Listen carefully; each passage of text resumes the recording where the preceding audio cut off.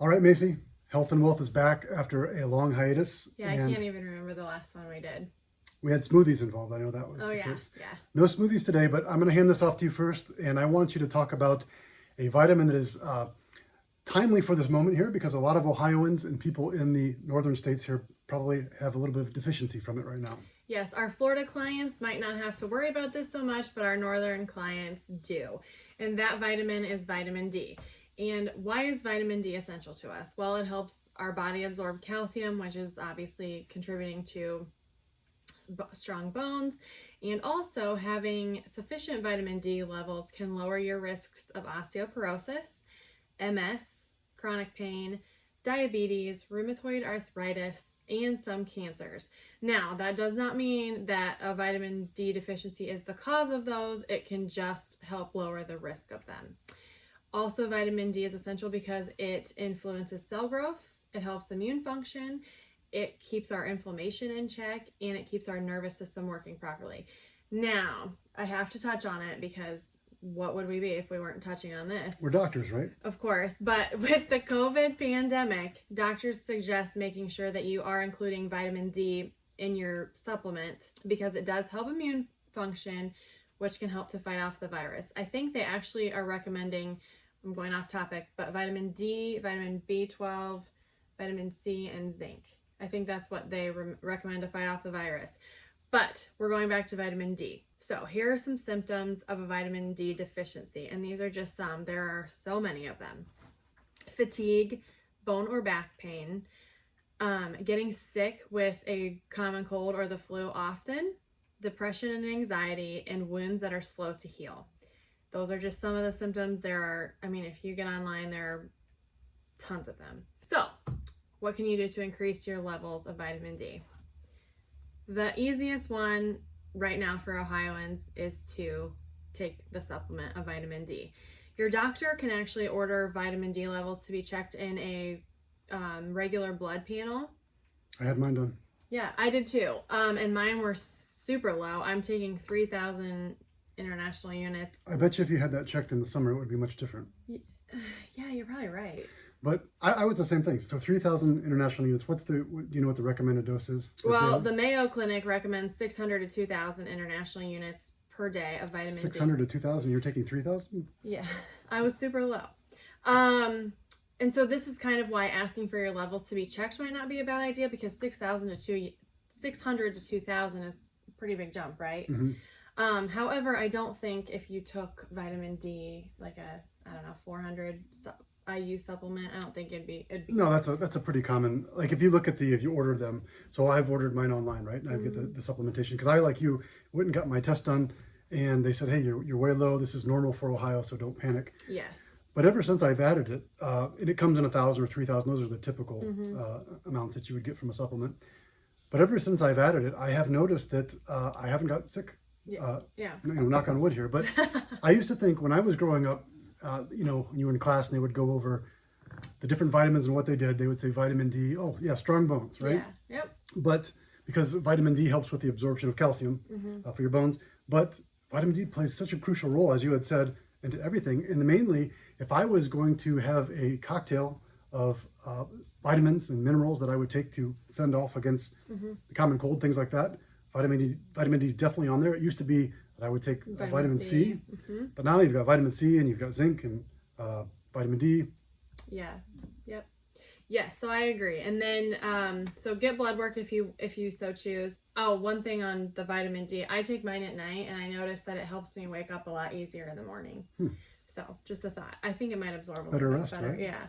Also, to supplement your vitamin D, eat foods rich in vitamin D. So that would include fatty fish like cod, tuna, and salmon, dairy fortified with vitamin D, beef liver, which is something that Nate does. Everybody. I'm not about to touch liver, but Nate Do you know, will do not to interrupt you, I was going to say not to interrupt you, but I did. So to interrupt you, this is a free plug out there. There is a supplement company out there called Ancestral Supplements. And essentially what they can do is, in a gel cap form, you can get organs, beef organs. So that, because a lot of those organs, like the liver, are very high in minerals, very dense in minerals. Nobody likes eating them. I think the taste of liver is disgusting. But What about the texture? It just looks disgusting. there's nothing about it that's appealing, but in small amounts, it is good for you because it has all those minerals that are in it. So that is a way that if you're looking to get kind of natural minerals like that or vitamins like that, that you can do it without having to actually fry up a piece of liver. Okay, so do you take those supplements? I do, yeah. And do you take They're not cheap, by the way, either. Oh, really? Yeah. So do you take like one a day or two? Or No, so I mentioned this on a whole recent liver's podcast. Anytime that I always, no matter what I take, I usually take less than the recommended dosage Why? because I feel like I get enough through other sources, through other foods. I take a multivitamin. I'll take vitamin D, so these ancestral supplements, they recommend 6 capsules a day. Does it taste weird? No, there's no taste to it. Well, I didn't know. You know how like glucosamine, do you still take glucosamine? It Not that leaves much a anymore. weird taste in your mouth. Yeah, no, this one's a gel cap. It has really no taste. It's ground up organs, heart, liver, kidneys, testicles, whatever you actually want in there, you can have. Okay. They have a wide variety of that, but just off topic, something that if somebody's looking to get some natural sources, that's one maybe. So what is it called again? Ancestral supplements. Ancestral supplements. Okay. The last way we can increase our vitamin D levels is to get adequate exposure to sunlight. And in Ohio, that's not happening. It's basically impossible. I mean, I guess if you wanted to go outside for 20 or 30 minutes a day, You go could do for your it. But cold it's therapy, too. freezing. Yeah, that's true. However, it just probably isn't plausible right now. But when spring, summer rolls around, fall, make sure you're out there for 15 to 20 minutes a day. I had a grandmother who lived to be 91, and on her 90th birthday, I called her and I said, also 91, and I mean she was still like cleaning houses and things like that. On her 90th birthday, I called her and said, what's your secret? She said, I get 20 minutes of sunlight a day. She eats locally and she moves her body. So take that for what it's worth. But Yeah. And then lastly, diet and supplements are obviously your best bet through getting vitamin D through the winter. So I like it. there it is on vitamin D. I like now your- on to you, the I like- wealth portion. I like your grandmother's advice too. I think that's probably something that can't go too wrong with those 3 advices there. Yeah. So what I want to talk about today is actually to answer a question that one of our clients had sent in, or a reader of our newsletter, and that is Mike from Missouri asked, why do stocks care about interest rates? I think it's a great question. I think it's a timely question because in the news, that's all we've been hearing about is interest rates. So I want to start from the beginning.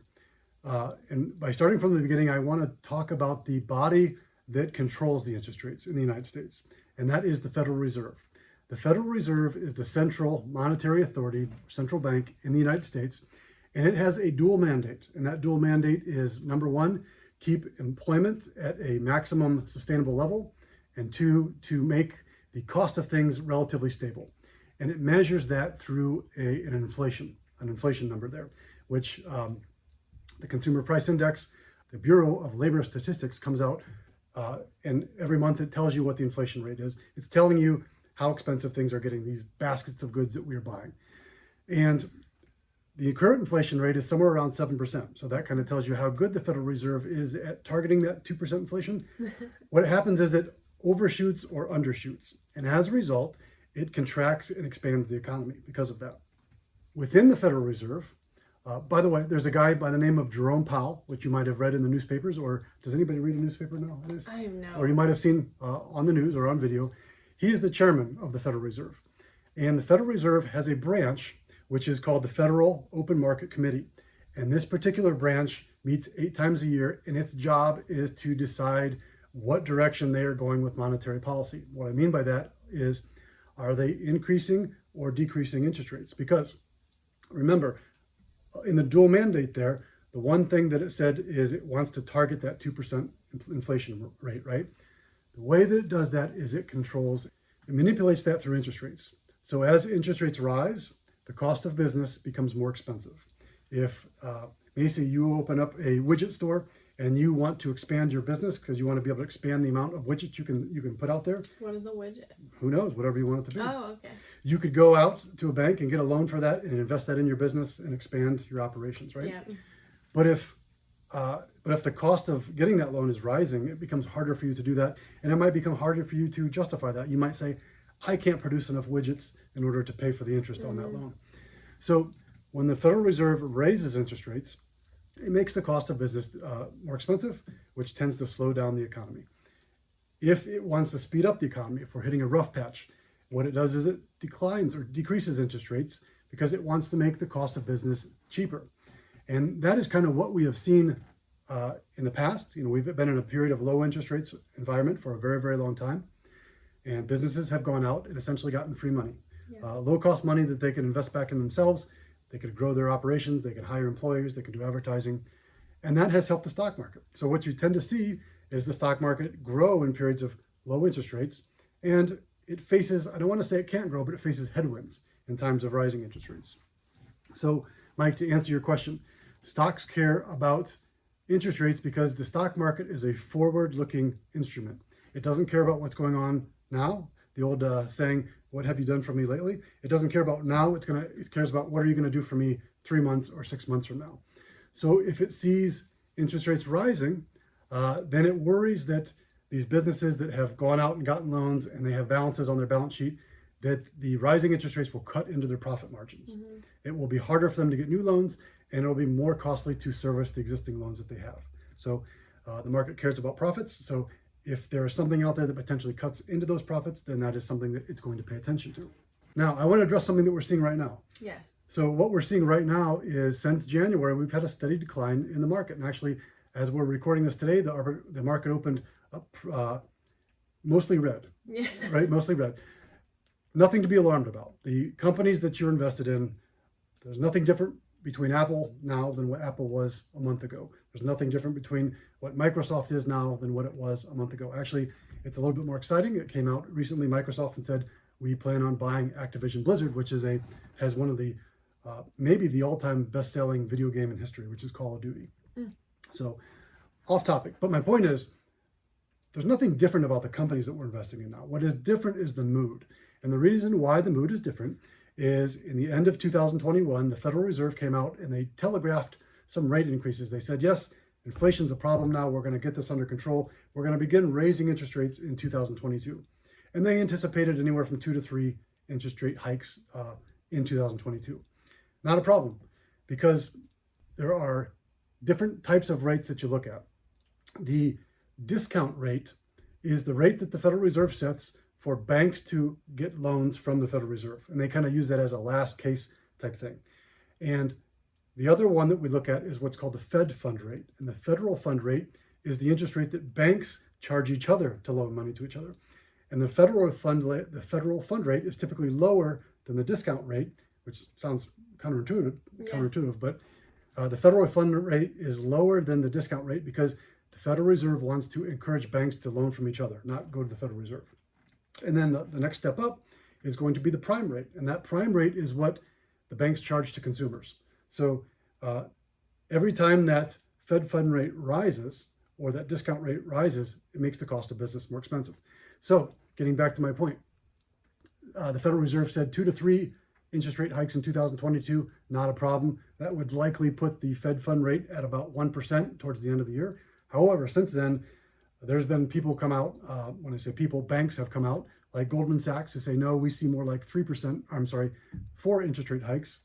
And then Jamie Dimon of JP Morgan came out and said, I could see as high as 7.